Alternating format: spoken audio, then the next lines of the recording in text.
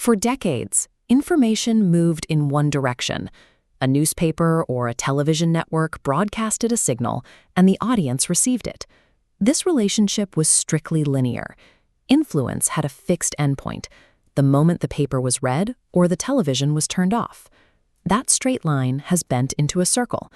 This equation represents a recursive system, where the path of influence no longer has an end. The state of the system today produces the next state for tomorrow. The output becomes its future input. Digital information now exists in a state of constant recycling. Every piece of media we consume is fed back into the system to become the foundation for what we encounter next. Consider the simplest physical feedback loop in your house, a thermostat. It measures the current temperature of the room, turns on the heat to alter that temperature, and then immediately measures the newly changed room again. It is a mindless cycle. It requires no consciousness to function.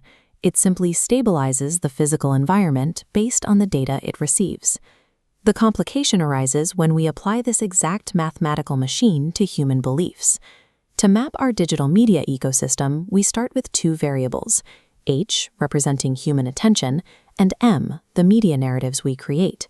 Then we add R, the recommendation systems that rank and deliver that media. These algorithms operate like a thermostat for your attention. They read your behavior and feed you media to provoke a response.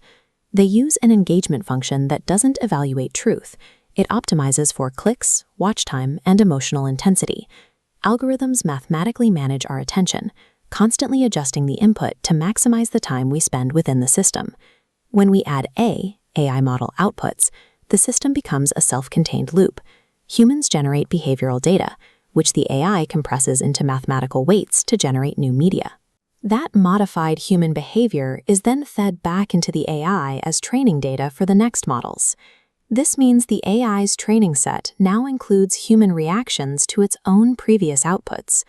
It is learning from the way it has already changed us. This creates a strange loop. Because the AI predicts how we respond to its influence, its internal mathematical map must account for its own presence in the system.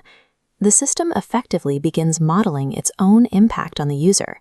We are locked in a cycle of mutual, automated alteration, where the machine adjusts to us while we simultaneously adjust to the machine. When you run this recursive optimization over millions of iterations, what happens to the culture caught inside it? Mathematically, this leads to an attractor, a stable state that continuously reproduces itself. Like a gravity well, it pulls surrounding data into an inescapable pattern. Because outrage provides the most engagement, the math naturally settles into extreme states, making polarization the system's most stable configuration. These patterns become self-reinforcing over time. The machine finds it more efficient to keep us in these high-intensity attractors than to allow for nuance or drift. In this light, extreme polarization is a logical, optimized output. The system has simply found the mathematical state that most effectively maintains its own equilibrium. From the perspective of information theory, we're witnessing a massive loss of detail. Humans compress complex real-world events into simplified media. AI then scrapes that media and compresses it further into numerical weights. This chart shows the result: variance collapse.